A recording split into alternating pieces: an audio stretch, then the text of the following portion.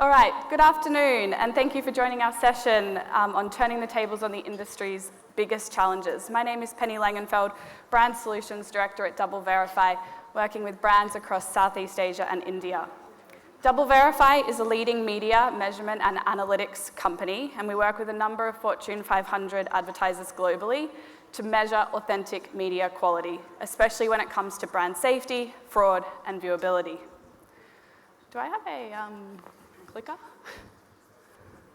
Here we go. All right. One more slide. This one? I'm not sure.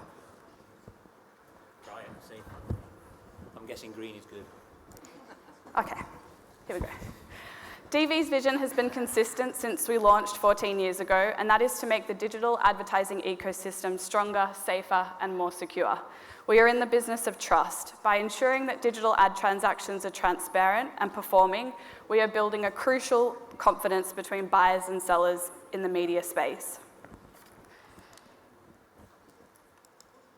To achieve this mission, our team has been laser-focused on our mission, which is to develop independent media quality and performance solutions to drive better outcomes for advertisers. This mission not only supports building a stronger, safer, and more secure ecosystem, but it creates better returns for DV customers. The bottom line is, when we're successful in our mission, we amplify our customers' success as well. Our mission is becoming increasingly important because of the industry disruptions that are challenging measurement and the ability to drive outcomes. Today, digital advertisers are faced with increasing complexities when marketing to consumers and even when measuring success. There are often challenges with trust and transparency. Customers have increased concerns over privacy, and there's even greater scrutiny on environmental, social, and governance practices. There is also a changing landscape when it comes to the deprecation of third-party audiences, and whilst the opportunity to reach consumers is greater than ever, consumers are being overloaded with the number of ads that they see in a day, and so there's increased focus on how brands can actually gain their attention. Reactions from industry challenges such as these has been varied, and that's why we've invited our panelists here today to address some of these key challenges. So let's dive in. We'll do a round of quick introductions. Monty, starting with you, where you're from and what you do. Sure. So my name is Montira, Watsanserekul. I usually go in Monty. So currently I work at Dentsu International, based in Singapore. So I actually recently transferred from Thailand. So I came from performance marketing team. Now I'm looking after the regional accounts here in Singapore. So I'm very glad to be here today. Thanks for having me. Great. Jan? Thank you for having me. My name is Jan, and as you might be able to guess, I'm working for foodpanda. Not as a writer, but I am running basically the media practice, including the ATL, BTL, and performance teams for APAC, 11 countries, and the core goal is to drive more customer acquisitions. Great. Hello, my name's Pete Mitchell. I didn't get the red, pink brief outfit for today. Sorry about that. It's good to be back. Haven't been to All That Matters event for quite a while, so this is great. I work at Reckitt, and I'm head of media for Southeast Asia, and I work across all the brands. Previous to that, I've been in Reckitt for a while working in nutrition business, but now I'm regional and look across everything health, hygiene, and nutrition. Great. Okay, let's get started.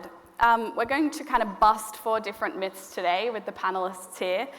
So the first one, when it comes to brand safety, it's widely discussed where the responsibility actually sits. Is it with the brand? Is it with the agency? Is it with the publisher? So our first myth today, brands can't be held responsible for where their ads appear alongside unsuitable content. So Jan, let's start with you from a brand perspective. What's your opinion on this? Is foodpanda ultimately responsible for where your ads serve online? A very good question. I mean, I believe it depends on who you ask. But in the end, if a consumer sees an ad in a very inappropriate context, a bad website, a bad app, in the end, the consumer or customer who sees it doesn't care if it's the publisher or the agency. They will hold the brand responsible. There is a high risk, and I've seen this in my previous role working for Huawei. We were then being blackmailed by a left-wing Swedish Twitter account because they saw ads run on Breitbart in the US. It was, in the end, our fault. We had to tackle it, and it turned out to become a big PR problem. In the end, I believe the brands have to take care of it and, work with a partner to safeguard it. Yeah. And Pete, what about you? Do you feel the same? Well, it's a combination of people that look after it, and obviously the partners you work with are important, but ultimately, yes, it's the client's responsibility, and they are absolutely should be responsible. You can't abdicate something like that to a partner or an agency that you work with. You have to be responsible for it. And so, yeah, when it's blown up, and it has blown up occasionally, the runaround is at the office, is inside the client's business. The agency obviously is panicking too, but it's us, and it's us that has to sort it out, apologise for it, speak to the public, whatever we need to do, whatever we need to triage and manage it. Yeah, PR nightmare.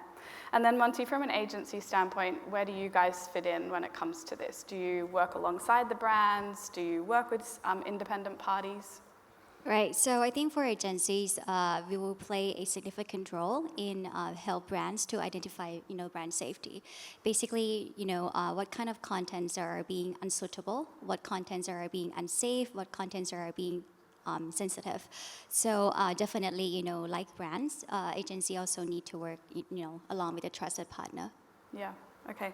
Yeah, I think that's, everyone needs to be aware, and I think hold a piece of that puzzle and not point any fingers necessarily.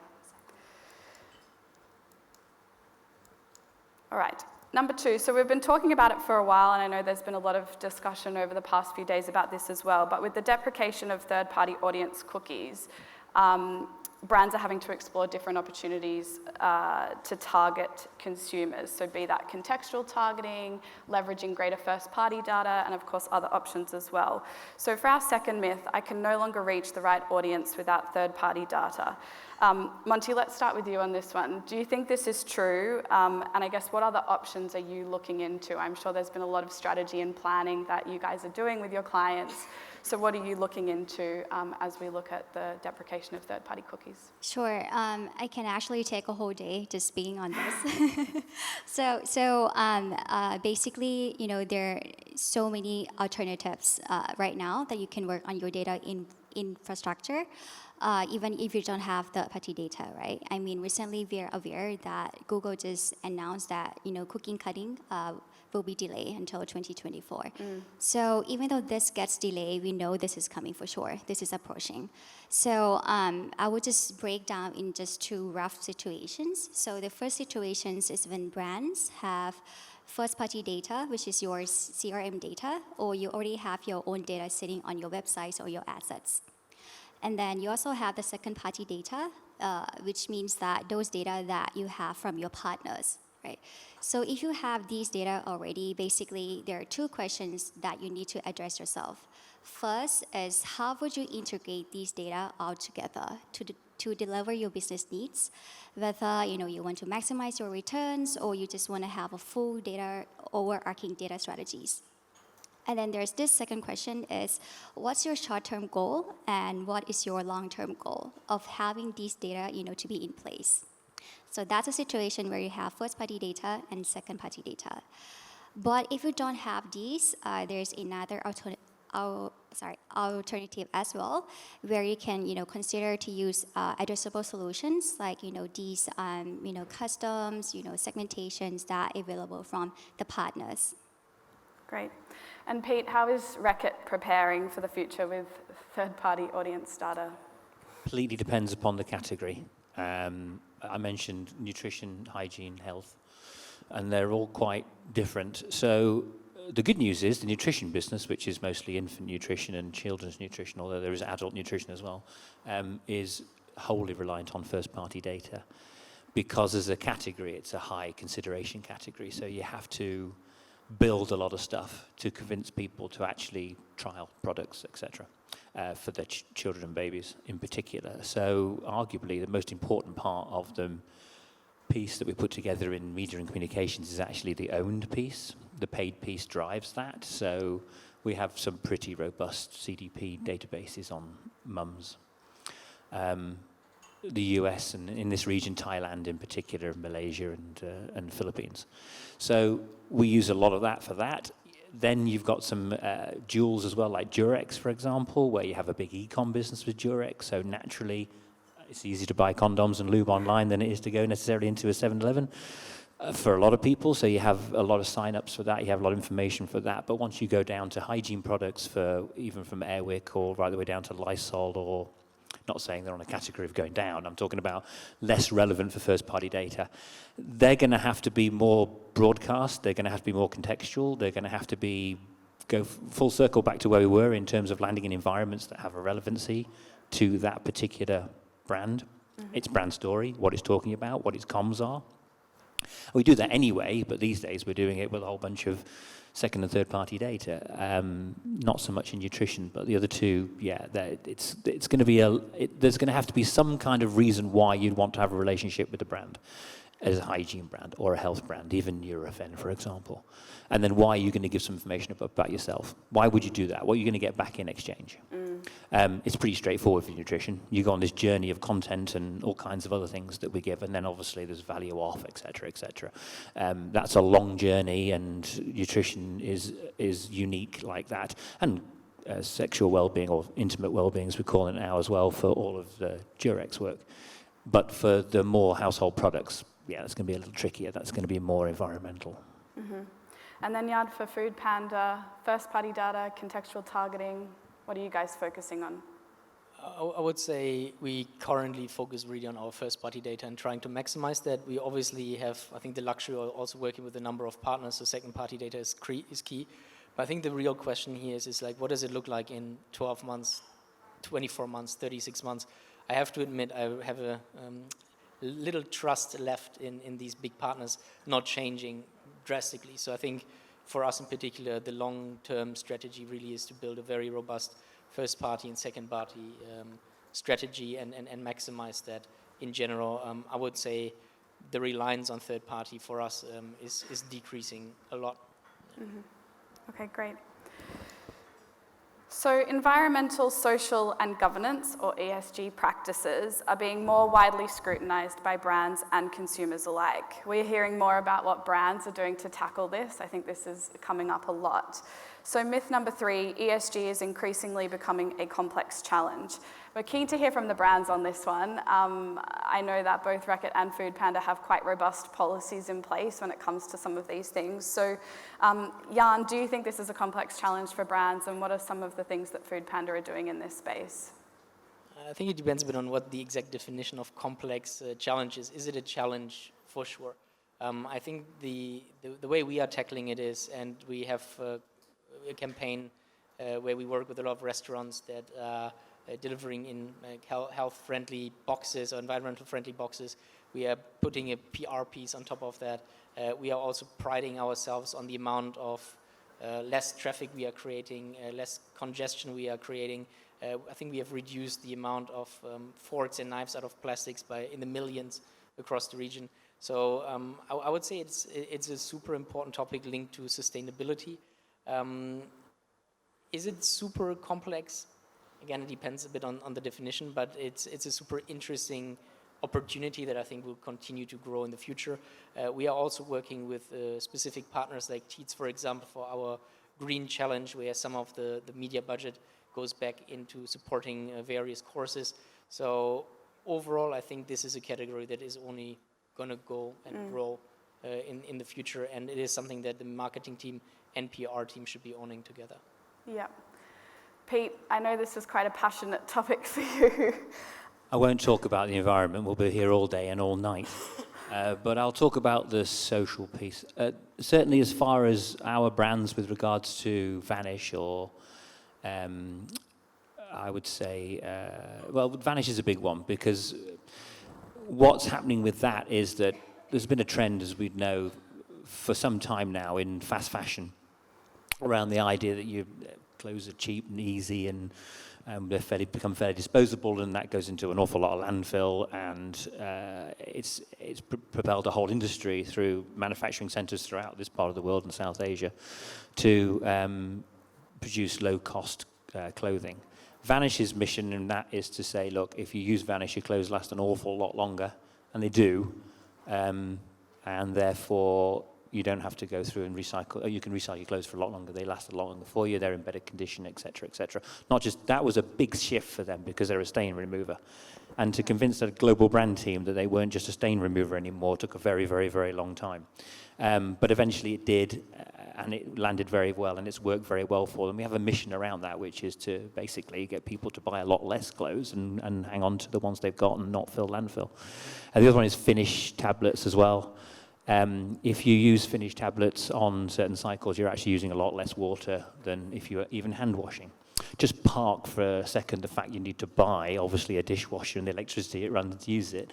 But obviously, water usage is down for that as well. And we've done a lot of calculations around that and a lot of work in terms of water saving that's done. I think it's important. I think it is a very complex challenge. The environmental one in particular, which is probably a conversation for another day. But it is extremely difficult. I think all measures are important. Even if they're small, collectively they become something bigger. How much you can really make an impact on the challenges we have at the moment remains to be seen. But what's the alternative, right? What's the alternative? So we talked, I think the last section was about purpose as well. That's truly important. If you're setting a purpose out for yourself that resonates with your audience, that's in line with how they think and feel, and you're fulfilling that based on what they want, and there's an element of that for environment, social and governance that works, then yeah, that's what we try and do as much as we can of. Just touching on the environmental piece, this statistic really stood out to me. The same carbon emissions required to deliver 1 million ads online as it is to charge 121,000 mobile phones. Yes. Let that sink in. It's crazy. DoubleVerify recently announced our exclusive partnership with Scope 3, which enables brands to measure their carbon emissions against their digital campaigns, which, I think is something that we're going to be discussing more and more to see how brands can kind of reduce that impact over time, potentially working with different partners and that sort of thing. It's a huge issue. I mean, the amount of electricity being used to run service centres around the world for data. Yeah. And the increasing element of that and how successful and how profitable a business is around the world as well, particularly Amazon and everyone else, is ever increasing. And you have to cool them down as well. Not just the electricity they use, that's why increasing they're in cooler climates. And really interesting case study I saw the other day actually from, I think it was Norway, where, these data centers provide enough heat that they then provide hot water to the local communities down the road. Yeah, just Facebook and Google use more electricity and therefore more emissions around the world than the entire airline industry around the entire globe, just those two. It's crazy. Okay, and on to our fourth myth for today. So consumers see over 10,000 ads a day, so capturing their attention is harder than ever. There's actually been a lot of conversation around attention, and I think there's even another panel later today, so it's certainly something that we're talking a lot more about. So for our final myth today, there is no direct measurement available on whether someone paid attention to my ad. So Monty, let's start with you. Is this true? Is attention something you're talking about with your clients? And how are you looking to measure that? Right, so I think this is one of the things that we currently talk with our clients. So I think first is we have to identify, what does attention means, right? So basically attention means, an indicative of, a real opportunity when brand connects to, your consumers. So you can translate that as, impressions, viewabilities, or, any kind of custom definitions of your own impressions. So I think by that, brands, meaning, clients and agencies need to sit together and really have to communicate, what's the true definition of the attentions. So this will take time, to be able to identify the right value. So I think this is the bottom line. Yeah. Mm-hmm. And Jan, what about you? Is foodpanda starting to think about attention metrics? Yeah, I think the framework, echoing what was just said, is there. I think the ingredients are there in the place. For us, what's important is I think that we create a very clear process and clear definitions, and also keep educating our key stakeholders. I mean, in the end, as an advertiser, I do not want to pay for an ad that is not seen, that is not audible. Ideally, I don't want to pay for an ad that people are not paying attention to. So this is a space where I see huge opportunities for efficiency improvements possible, and I don't think it will take a very long time. We are obviously working with DoubleVerify on various campaigns in our countries.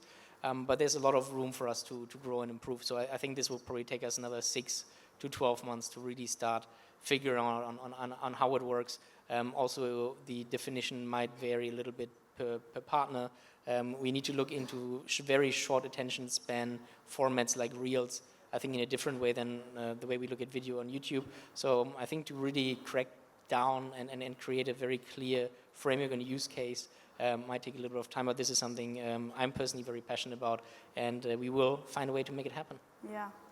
And Pete, have you guys started exploring attention at Reckitt? We have. Yes. I can't say who with, apparently. Yes, we do. This is huge. It's the next big event horizon of what we do. So, look, ads used to appear, and then we had some audit to tell us they'd appear, and then we knew if they'd appeared in the right slots, and then we knew if they were brand safe, and then we knew if they actually were completed, and so it goes on. Now we actually know what people are going to do in terms of attention with the ads. I think it's going to be very interesting because this is going to change the game a little bit on, I think, longer form content when people actually get into watching something they truly enjoy. If you can prove the attention for that for 15 back to 30, even back to a minute of some form of engagement in video, that will change the creative element of what we do. That will drive, hopefully, a better creative outcome. At the moment, we've just got shorter and shorter and shorter on all of the assets that we produce because we're following a reach metric. We're not following an intention metric. Yeah. So I think that will change that. Even TV these days, and I still work in linear television, believe it or not, but even in linear TV these days, we've gone down to the opportunity for 7.5-second ads in Thailand, for example, and they appear also in the Philippines in terms of over content, where the whole TV experience is becoming like a pre-roll or something that's more akin to a platform. I think we need to get away from that, interestingly, and I think what will drive attention changes will be the longer form content, the better, deeper attention. That will change, hopefully, full circle, the way we produce creative. And then by nature of the first question, the environments we put it into. Yeah. So, yeah, I think DoubleVerify has spent a lot of time in this space, and we released our attention product at the beginning of last year, which allows brands to measure attention against engagement and exposure across their entire media campaigns. And I think the appetite is only increasing. We're seeing a lot of conversations in the US happening, but certainly more across Southeast Asia as well. So I think that wraps us up for today. Thank you so much to the panelists for their opinions and time. I think to sum up, obviously there are a lot of challenges that are disrupting the industry. I think it's important that advertisers are aware of these and we start thinking about how we can mitigate those risks, or else, we risk losing audiences. So thank you very much. If there's anything else you'd like to find out more about that we've spoken on today, please feel free to reach out to us afterwards, and the details are on the slide.